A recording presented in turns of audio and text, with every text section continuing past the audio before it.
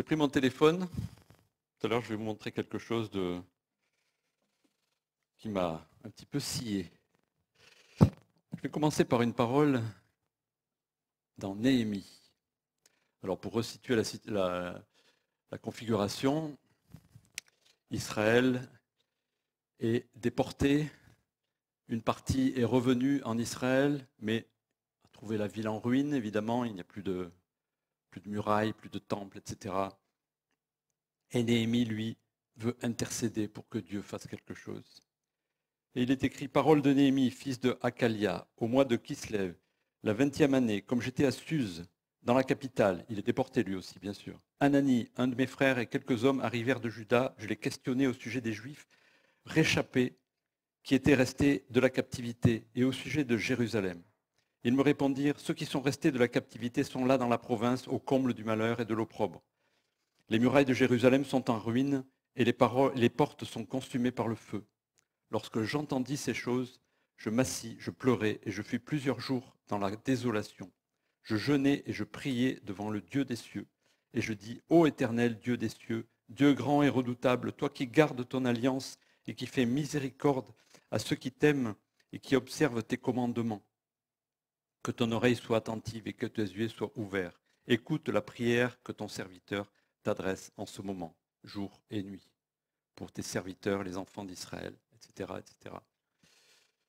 Néhémie intercède pour Israël, pour que le roi chez qui il est détenu fasse quelque chose, lui donne l'autorisation de venir restaurer Jérusalem. Et qu'a fait Artaxerxès? Il dit, mais ok, vas-y. Incroyable, incroyable. Ça, c'était en moins 440. En moins 580, Juda était déporté aussi.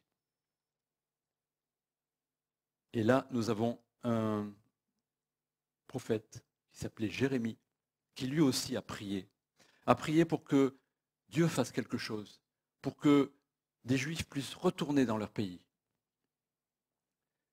Nous retrouvons ce texte dans 2 Chroniques, et Jérémie pleure devant l'Éternel. Et il va recevoir de l'Éternel une parole qu'il va apporter au peuple, où Dieu donne la promesse du retour. Alors vous me direz, une promesse, c'est toujours une promesse. Mais quand vous pensez que Dieu va utiliser le roi Cyrus, un des dictateurs redoutables de l'époque, pour autoriser le retour en Israël, c'est incroyable. Dieu a été capable de changer de tout au tout le cœur d'un homme. Et je retrouve dans 2 Chroniques, je ne sais pas, voilà.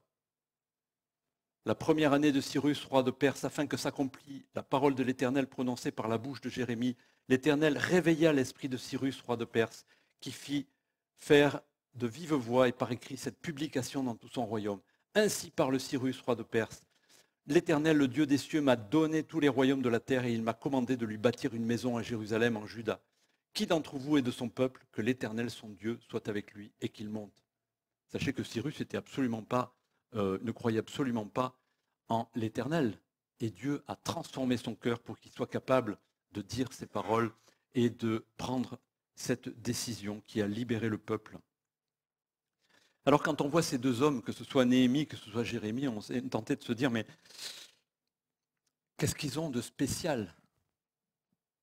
Est-ce que c'est une grande famille connue de Dieu? Non, ça ne marche pas comme ça.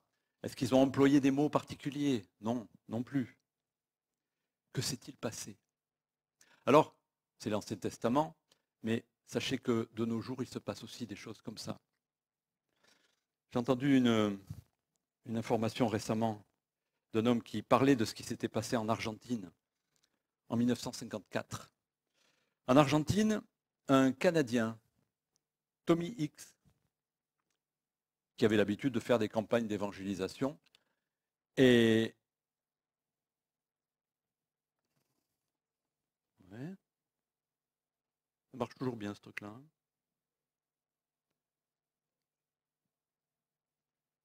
Voilà. qui avait l'habitude de participer à des campagnes d'évangélisation, a été touché par Dieu et il a reçu une conviction d'être envoyé en Argentine pour parler de Dieu, pour toucher le cœur des gens et pour que ce pays vive carrément un réveil spirituel. Et dans la parole que Dieu a adressée à cet homme, il était dit qu'il devait aller voir un certain Perón pour lui demander de faire cela. Vous ne connaissez pas un certain Perón? En réalité, Perón était le dictateur de l'Argentine. Un dictateur qui était hostile à tout ce qui était démocratique, hostile aux USA, bien sûr, hostile aux chrétiens, vaguement acceptant le catholicisme, mais pas toujours. Et voilà ce Tommy X qui s'arrête, qui arrive en Argentine. Et il est dans l'aéroport et il demande à quelqu'un, écoutez, il faut que je voie un certain Perón, est-ce que vous le connaissez?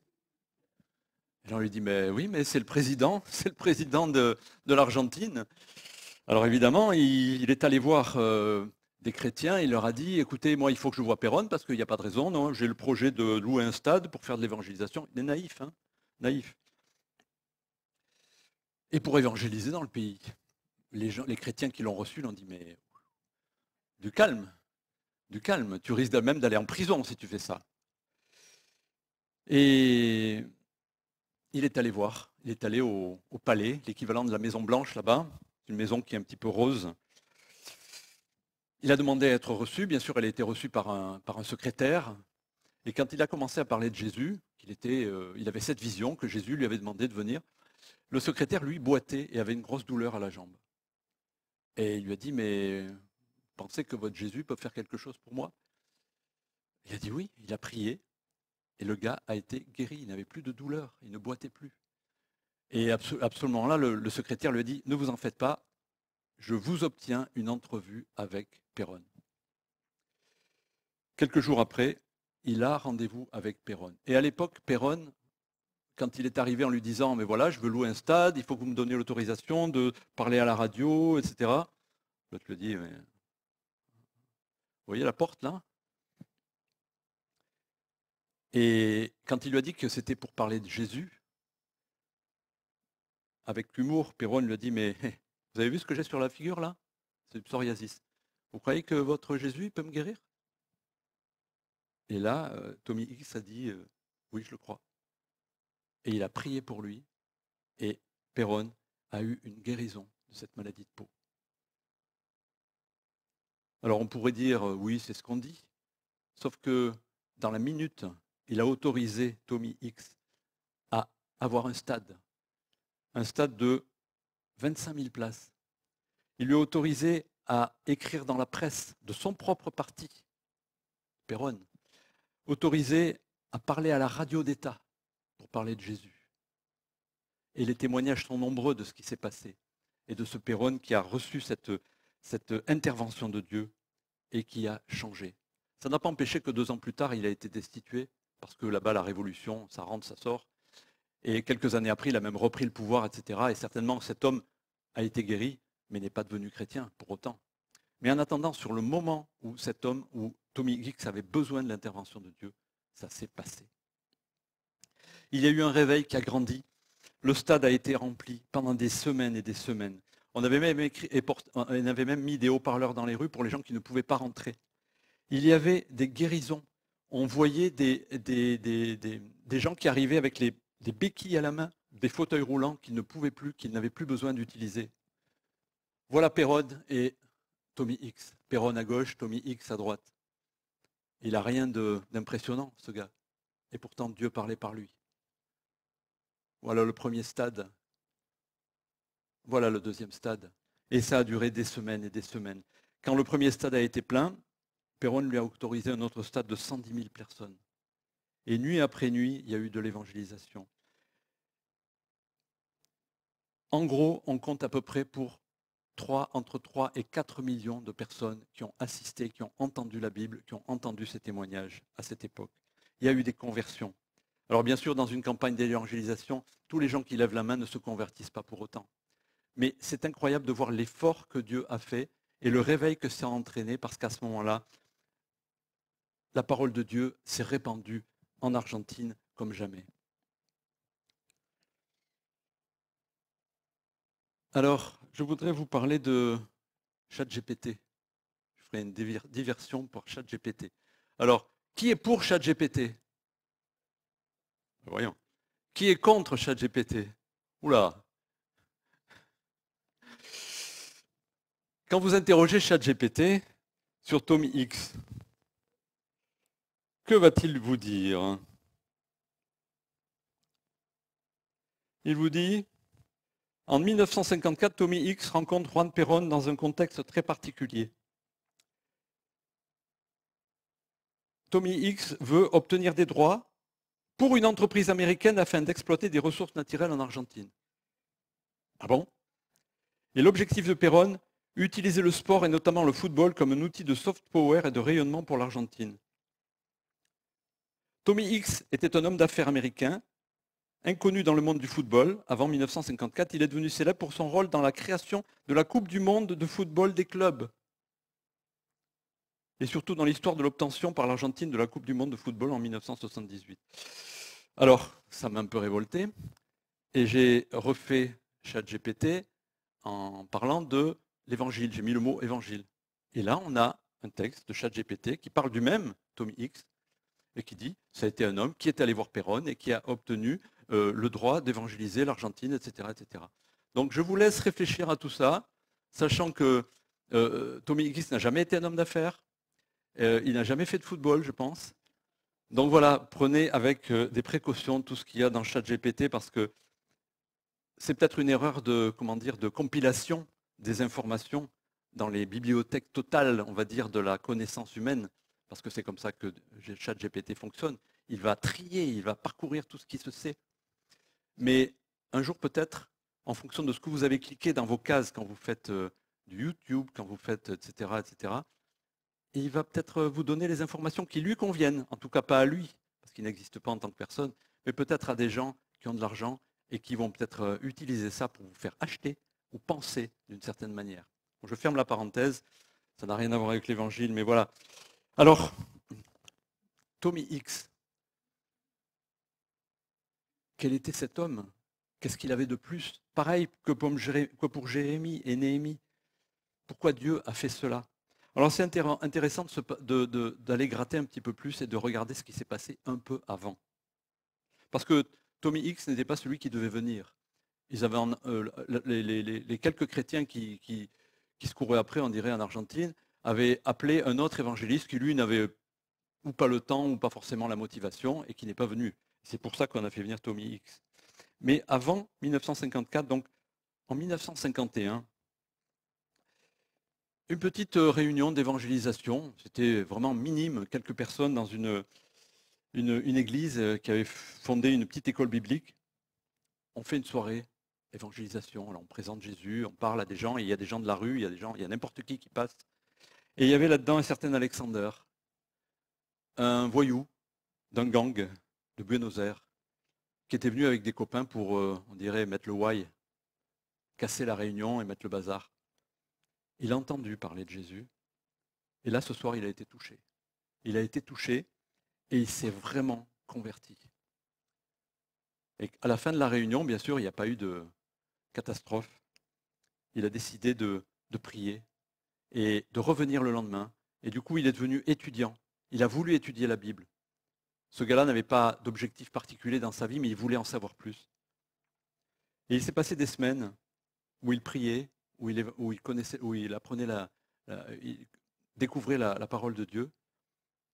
Et un soir, alors qu'il était dehors, Dieu est tombé sur lui et lui a fait ressentir sa présence d'une manière incroyable.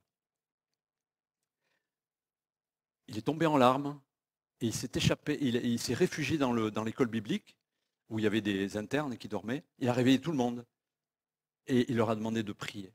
Et ils se sont tous mis à prier. Il y a eu des prières pendant des heures et des heures. Et touchés par Dieu, il y a des gens qui pleuraient, il y a des gens qui priaient.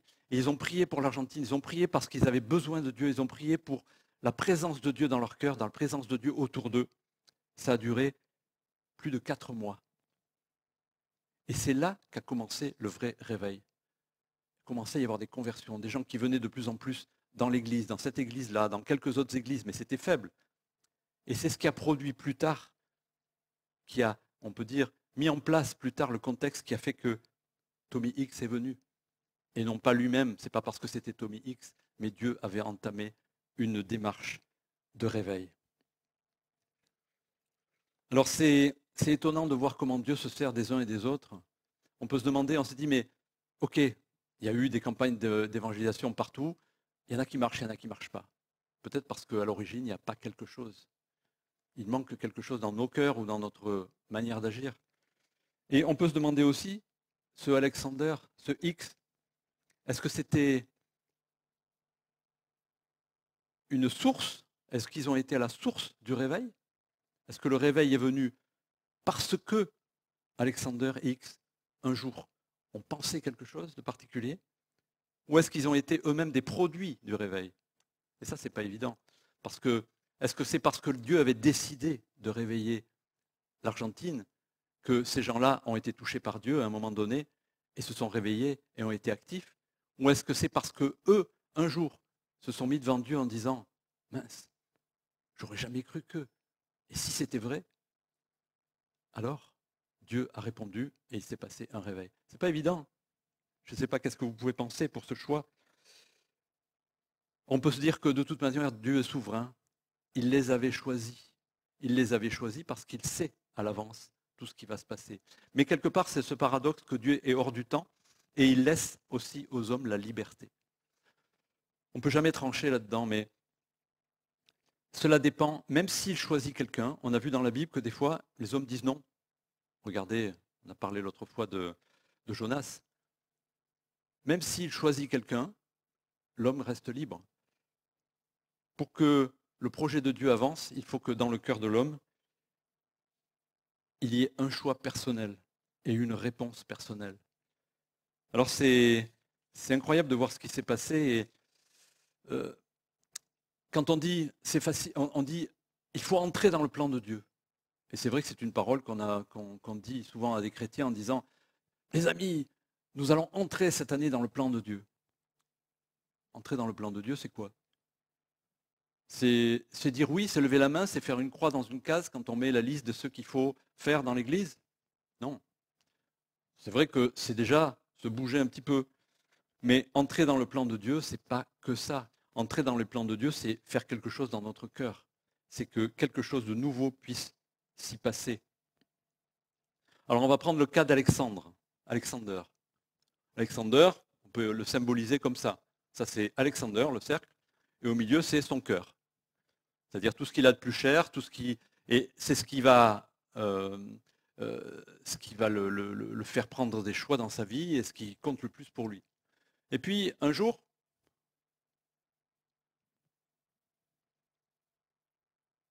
non, voilà, Dieu passe pas loin d'Alexander. On lui parle de Dieu. Que se passe-t-il? Alexander se pose la question. C'est un peu ça qui s'est passé dans nos cœurs le jour où on nous a parlé de Dieu. C'est quoi ce Dieu? Est-ce que c'est encore une baliverne de plus ou est-ce que réellement c'est quelqu'un en qui on peut avoir confiance? Est-ce que vraiment Dieu existe? Et suite à ce qu'il a entendu, il a fait rentrer Dieu dans sa vie. Il a fait rentrer Dieu dans sa vie et dans les premiers temps, il était disposé de croire. Là, il est disposé de croire en Dieu. Avant, il en doutait. Mais la conversion, c'est être disposé à croire en Dieu, éventuellement être sûr de ce que Dieu dit, mais ce n'est pas pour ça que vous allez entrer dans le plan de Dieu. Ce n'est pas pour ça que vous allez faire ce que Alexander a été porté à choisir, et de la même manière que tous ces gens qui interviennent dans l'histoire de l'Église. Voilà ce qu'il a fait. Il a mis Dieu en premier et il a décidé de se reposer sur Dieu. Et ça, c'est vrai que ça ne vient pas d'un bruit énorme qui arrive du ciel, mais c'est souvent, comme il est dit dans l'Ancien Testament, un murmure, un souffle doux et léger qui parle à notre cœur. On peut venir à l'église depuis 20-30 ans Et puis subitement, se dire, mais c'est plus important que ce que je pensais. Ça touche encore plus profondément ma vie. Est-ce que vous avez entendu ce souffle doux et léger dans vos vies? Est-ce que vous l'avez déjà entendu? Combien de fois?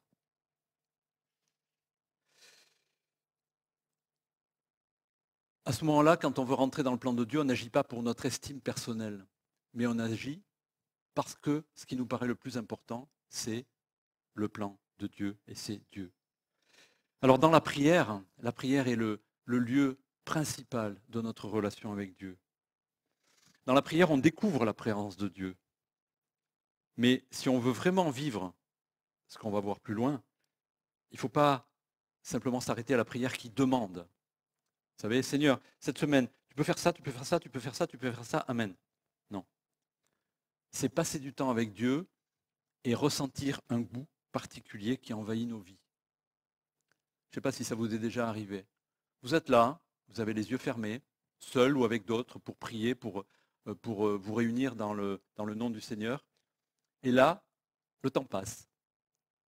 Oh, vous n'êtes pas pressé, mais au bout d'un moment, vous vous dites, mais bon, ça va, on va arrêter parce que là, on a prié pour ça, pour ça, pour ça.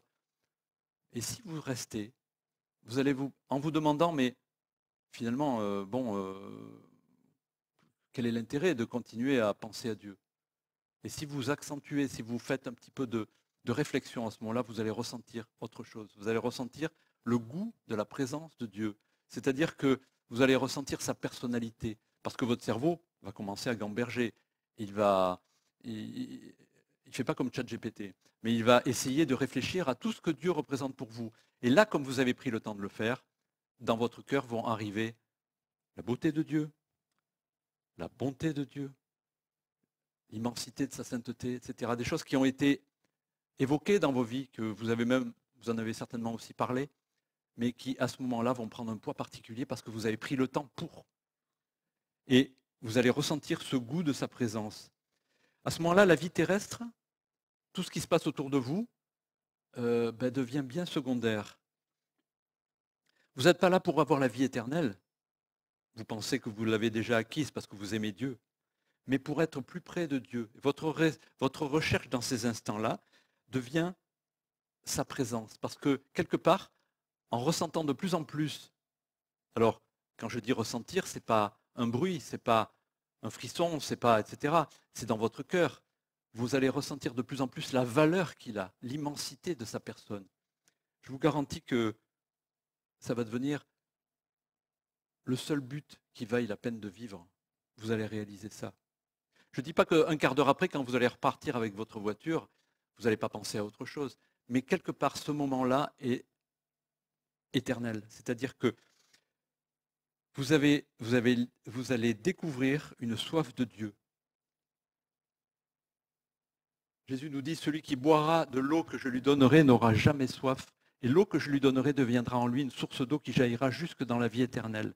Je dirais même que c'est un sang nouveau que Dieu va mettre dans nos veines à ce moment-là.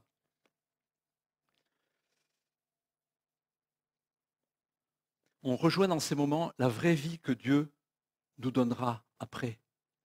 Moi, j'ai une fille, vous la connaissez, je lui parle du Seigneur, elle connaît ce que c'est que la vie éternelle, elle essaye d'imaginer. Puis un jour, il me l'a dit, tu sais, papa, j'ai peur de m'ennuyer, hein, parce que c'est long. Hein.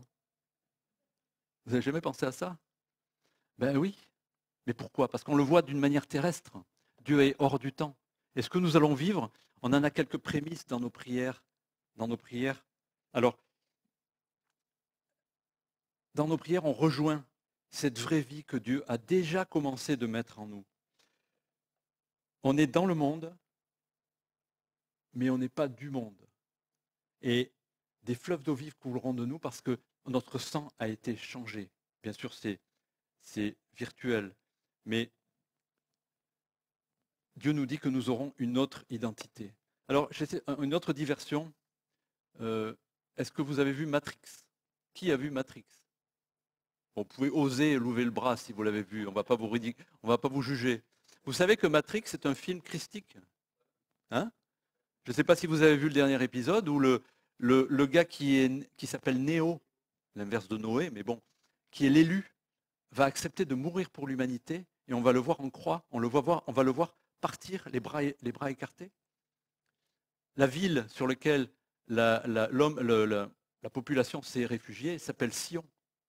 Et une des actrices essentielles dans ce film s'appelle Trinity. Si vous ne l'avez pas vu, je vous conseille de le voir. Il n'y a rien de méchant, il y a un peu de violence, mais bon, il y a quand même quelque chose de diriger sur nos valeurs. Alors ce qui est étonnant, c'est que qu'est-ce que raconte cette histoire? C'est que l'homme vit dans un monde virtuel.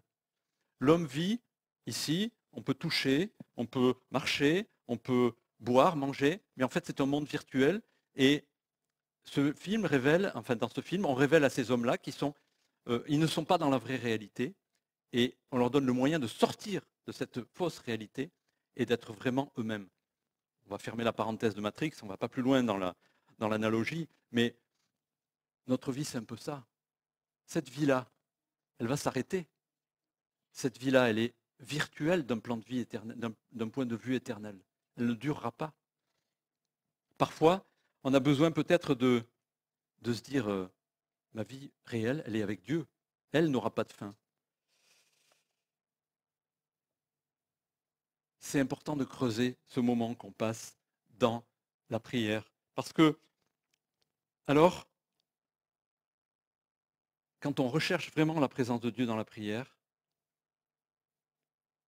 on a envie de le remercier pour ce qu'il est.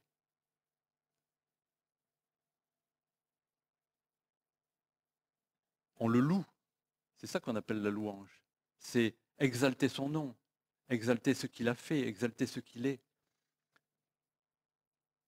Mais je crois que si on va plus loin, alors on peut tomber dans l'adoration. Et quelle est la différence entre l'adoration et la louange? Peut-être que je me suis trompé dans la phrase d'avant, mais la louange, c'est remercier Dieu pour ce qu'il fait. L'adoration, c'est remercier Dieu pour ce qu'il est. Et là, je crois que c'est un stade plus avancé, où on a réalisé qu'on est dans ses bras. On est comme des brebis dans les bras d'un berger. Alors, on est une nouvelle créature. Les choses anciennes sont passées, voici toutes choses sont devenues nouvelles.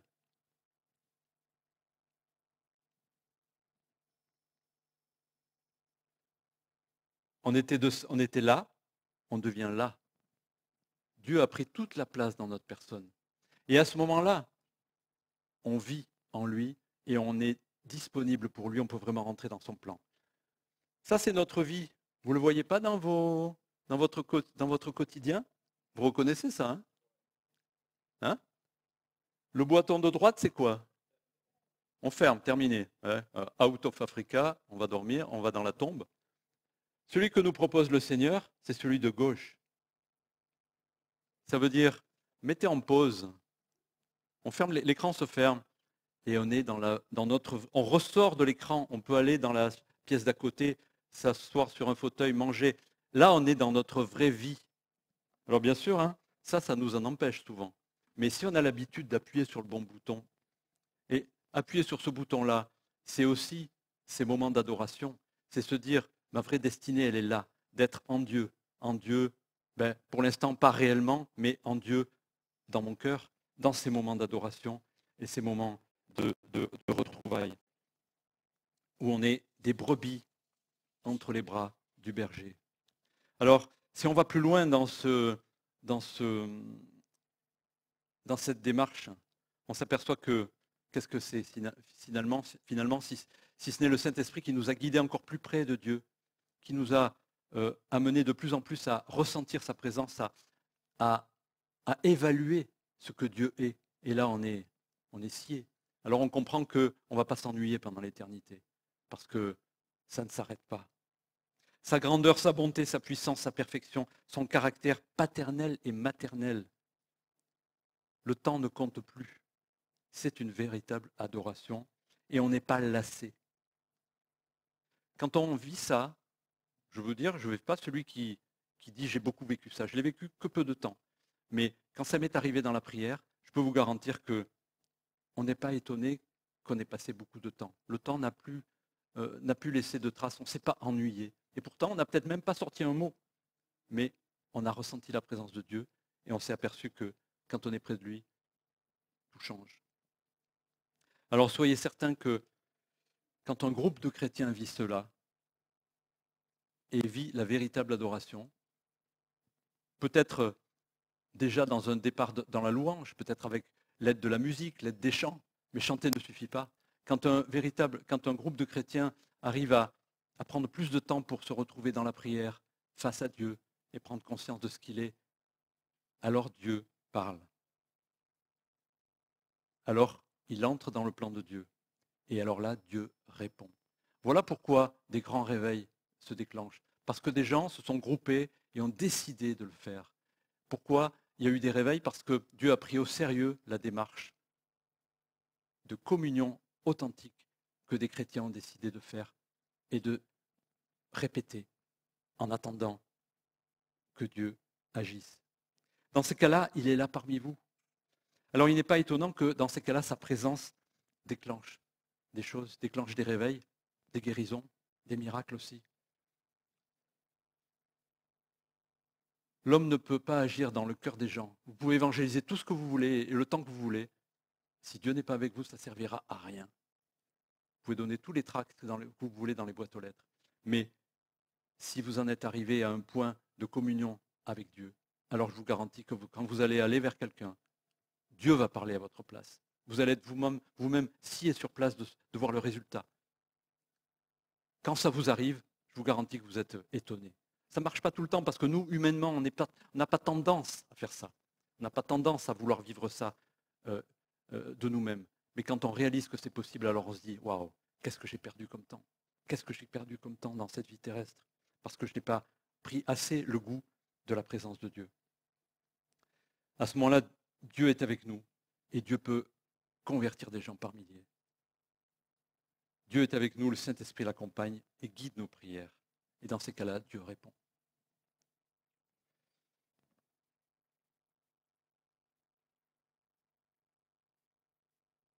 Je vous laisse ce verset pour peut-être réfléchir.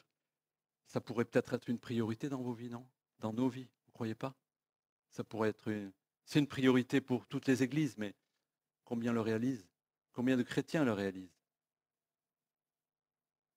Alors, je vous laisse juste un mot. Chiche. Amen.